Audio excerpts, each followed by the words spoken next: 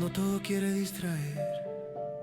Quiero presentarles a nuestro invitado, con quien vamos a analizar estas fotos y vamos a entender qué pasó con este cine, cómo transitaron los cines a convertirse en iglesias evangélicas, cómo este cine luego pasó a estar dentro de centros comerciales y cómo luego este cine o estos cinemas terminaron en grandes cadenas de cinemas a los que vamos hoy y acudimos con nuestros hijos, amigos, parejas. Van a ver que nuestro invitado además es un lujo, porque es un gran director de cine, profesor universitario, es un hombre al que yo sigo, he visto sus películas, lo admiro y además creo que es mi amigo. Es Augusto Tamayo, director de cine, y quiero agradecerle muchísimo que se haya tomado estos minutos para estar con nosotros aquí en Que no se te olvide. ¿Cómo estás, Augusto? Bienvenido, gracias por acompañarnos. ¿Qué tal, Carlos? Por supuesto que somos amigos y bastante antiguos y muy contento de estar aquí en tu programa. Muchas gracias, Augusto. ¿Qué te parece si vamos viendo fotos y a partir de tu experiencia y de lo que tanto sabes de cine, vamos contando un poquito esta historia, Augusto? Estoy encantado, claro que sí. Y además invitamos a todos los que nos están viendo a que también nos comenten cómo vivieron el cine en los años 50, 60, 70. Señora, cuando a usted la invitaron al cine, ¿a qué cine iba?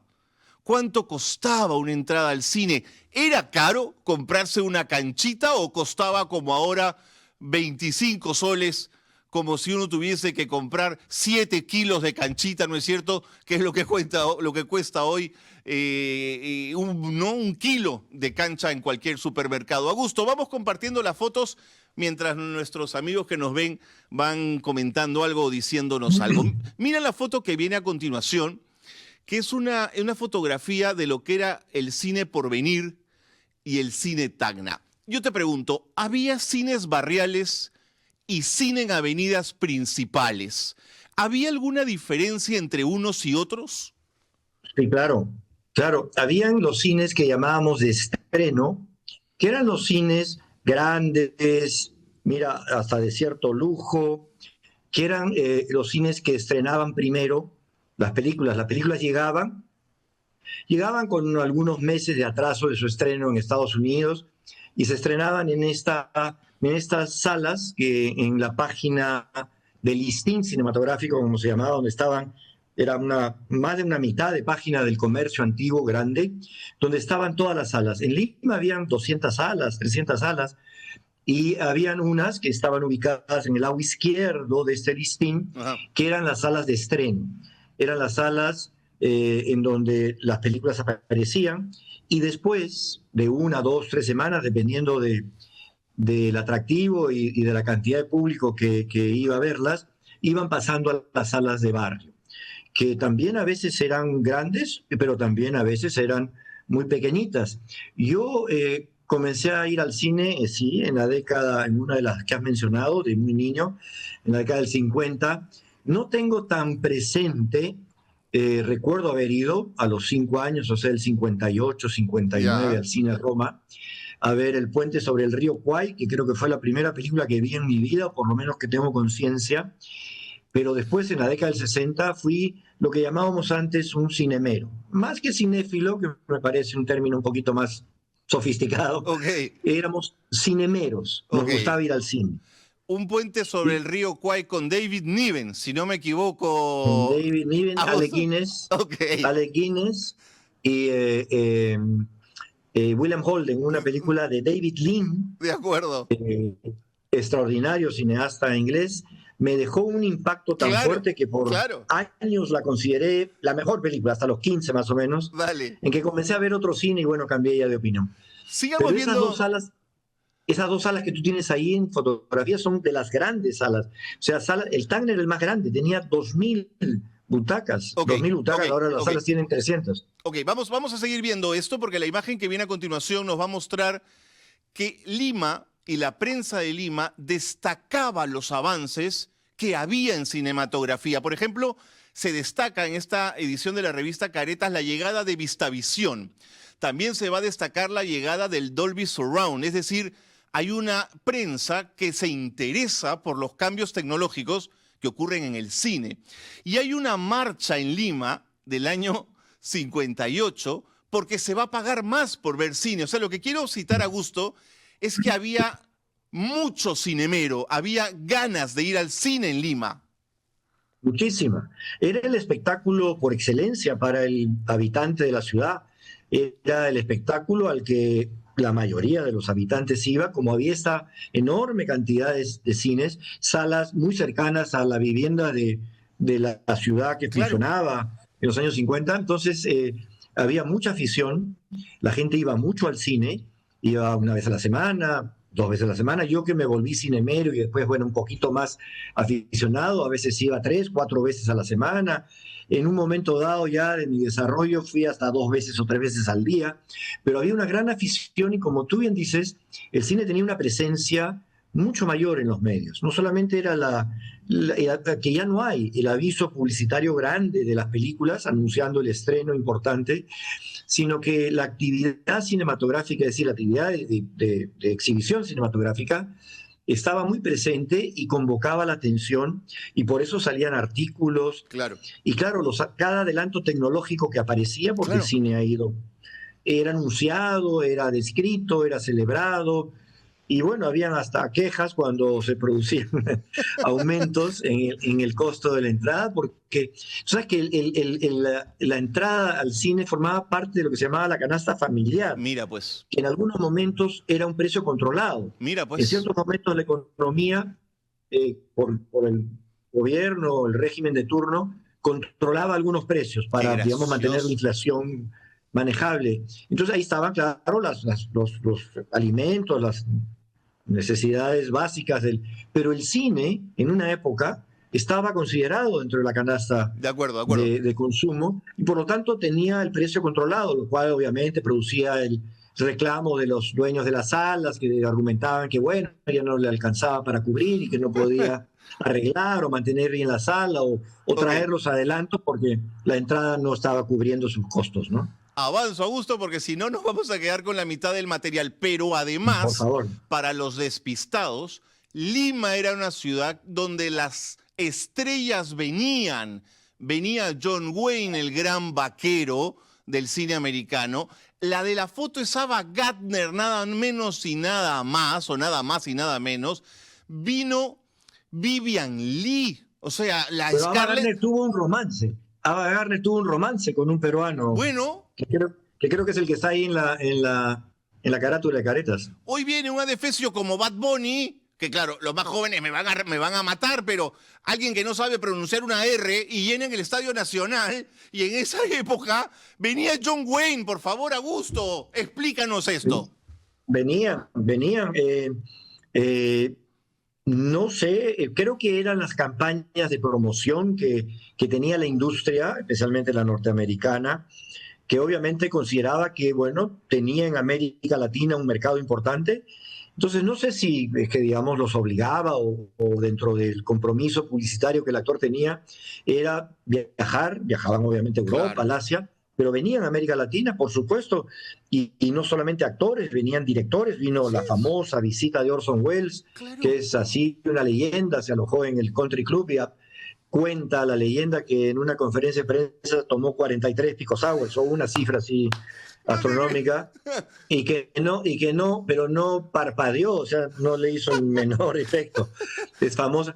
Bueno, venían efectivamente actores norteamericanos y muchísimos mexicanos, ¿no? Que en esa época era un cine muy popular, Claro. producía mucho, circulaba mucho por América Latina y en Lima habían cines especializados en cine mexicano. De acuerdo. Habían cines que solo pasaban películas mexicanas, películas en castellano, evidentemente. Entonces había una circulación muy grande y Lima formaba parte de ese circuito cultural cinematográfico, ¿no? Correcto. ¿Me permites, antes de seguir con más imágenes, compartir un comentario, una pregunta del público, Augusto?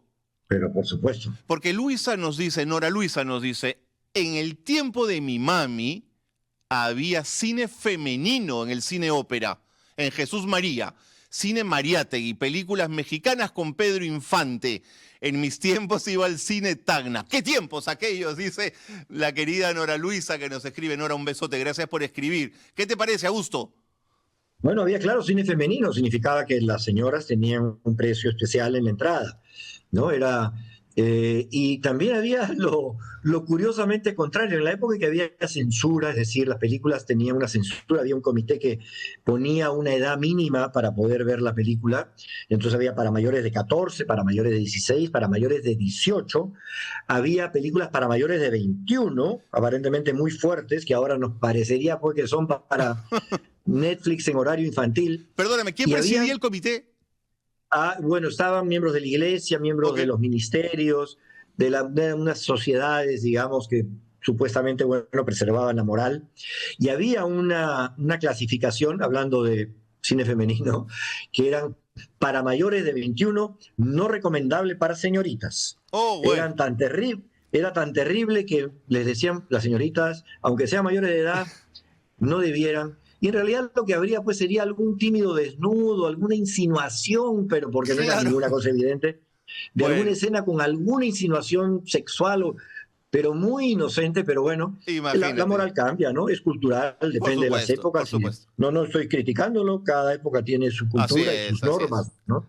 Kelly Estrella Augusto te deja un mensaje, dice grande, Augusto Tamayo, ahí te dejan un mensaje.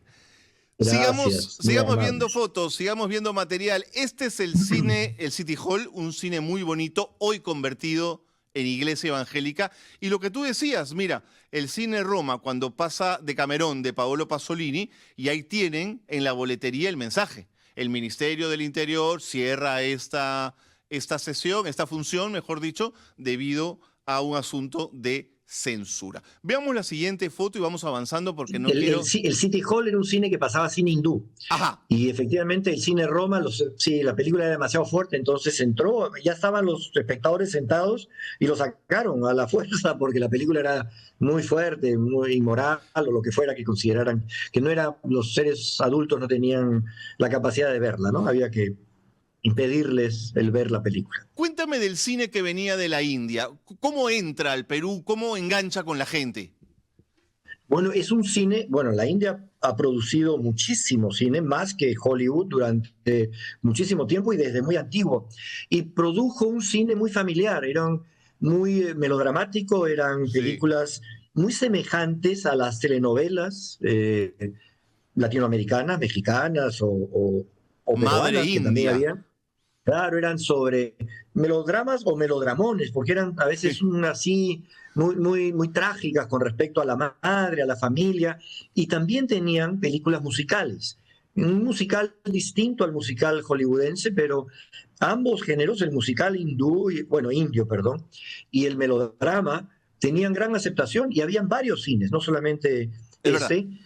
que se especializaban, así como había cine mexicano, había cine indio. Correcto. Siguiente imagen, compañeros, por favor, para avanzar con Augusto. Este es el cine Metro, ya en los años 70, ya están dando Rocky. Y me pareció interesante este recorte porque con la ley del cine del 72, con 20 años se produjo 56 largometrajes y más de 1000 cortometrajes. El hecho de tener tantas salas, Augusto, y una ley del cine como esta, y esto va dirigido a los Cabero, a las Tudela, a estos niños despistados que no entienden el cine peruano. ¿Se producía mucho cine en el Perú?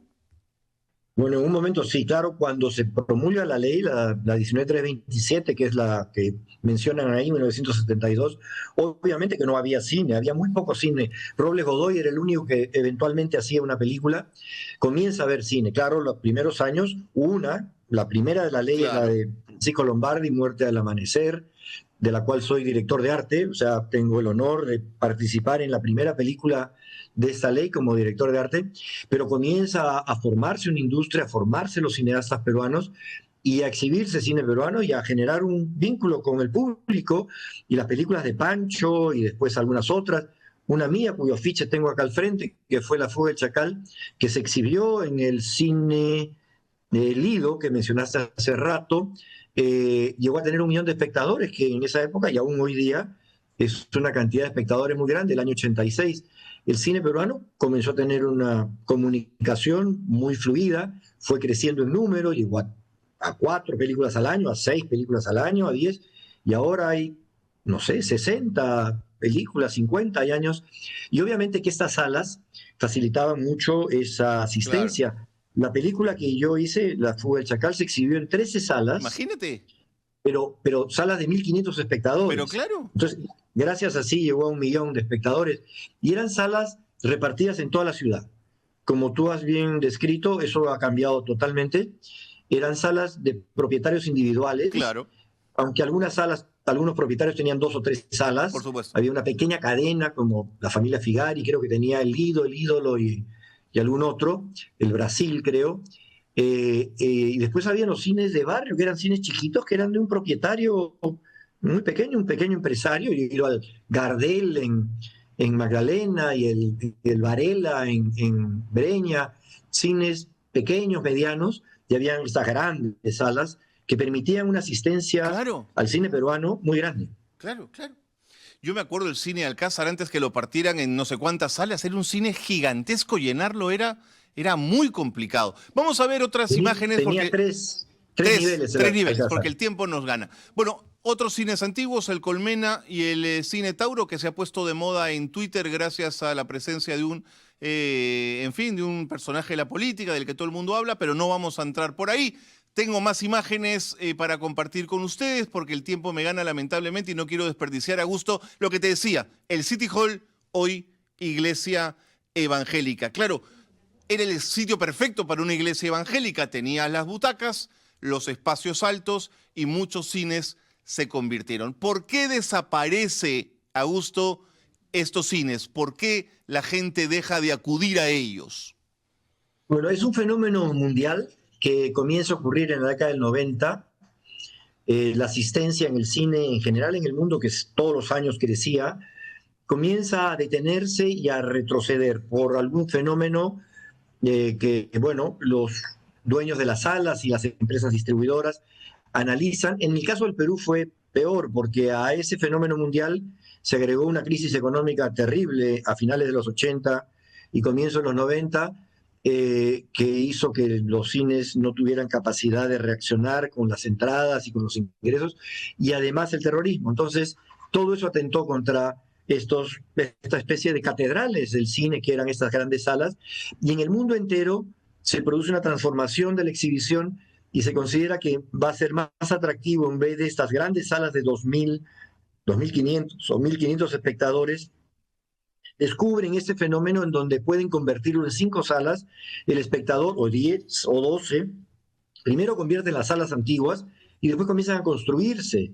las multisalas, y al Claro, final terminan por darse cuenta que van a funcionar mejor dentro de los centros comerciales, porque el espectador, en vez de ir a una sola sala, puede ir a un claro, sitio donde va a encontrar una oferta de 10, entonces alguno va a entrar. de acuerdo. Y entonces así puede llenar 1.000 o 1.500 butacas, pero con 10 películas Claro, distintas, claro, y entonces descubren que es por razones de marketing, cambios en la ciudad, el tráfico, el desplazamiento. claro. Y entonces estas grandes salas, aunque en algunas ciudades perduran, todavía hay lindas salas en algunas Es ciudades, verdad. en Nueva York, en Los Ángeles, que estaban decoradas de una manera, adentro Preciosas. a veces eran como decoraciones egipcias o art deco, pero gastaban miles en hacer atractiva el edificio, la sala misma. Todavía quedan, en Lima no queda ninguna, todas se convirtieron en hangares, una de ellas se convirtió en una ferretería inmensa, En una gran estacionamientos. mayoría en estacionamientos, Sí, en almacenes y muchísimas en en iglesias. iglesias, porque claro, De tenían la acuerdo, estructura perfecta, de como el acuerdo. cine metro. Y ya los cines se desplazaron de ser estos edificios a estar dentro de los centros comerciales. Correcto. Últimas fotos, Augusto, que el tiempo nos gana. Lo que decías, ¿no? Los cines se fueron a los centros comerciales. En el caso de Lima, Camino Real fue uno de los primeros. El centro comercial Arenales fue otro que estableció salas donde se podía ir a ver cine. La inseguridad ciudadana también hizo que la gente recurriera a los centros comerciales. Por ejemplo, la llegada de Cinemark fue una noticia, también Cineplanet, VK, en fin, las cadenas que hoy día conocemos. Pero mire el dato, la gente volvió al cine. Y yo no me podía ir sin señalar que esta película, La fuga del Chacal, dirigida por este señor con el que estamos conversando, es la película más vista en este país hasta que llegó a Sumari. O sea que Chúpate esa mandarina. Don Augusto Tamayo, director de La Fuga del Chacal, lejos, uno de nuestros grandes directores. Ana Ureta dice, Lombardi va a ser homenajeado en Málaga. Justo vi el video que subieron en su canal. Nuestros directores premiados en todo el mundo. Augusto. Gracias Carlos por la invitación. Ha sido muy entretenido y un gran placer acompañarte en este recorrido por la historia de las salas de cine. Que es una historia que habla de una Lima que fue, que es, pero de un cine que tuvo su espacio y su importancia. No miro hacia atrás para decir que cualquier tiempo fue mejor, Augusto. No quiero anclarme en una melancolía absurda, pero sí para revalorar algo que fue bueno, porque nuestra Lima es buena, Augusto, y hay que recuperar lo bueno que siempre está allí. Absolutamente.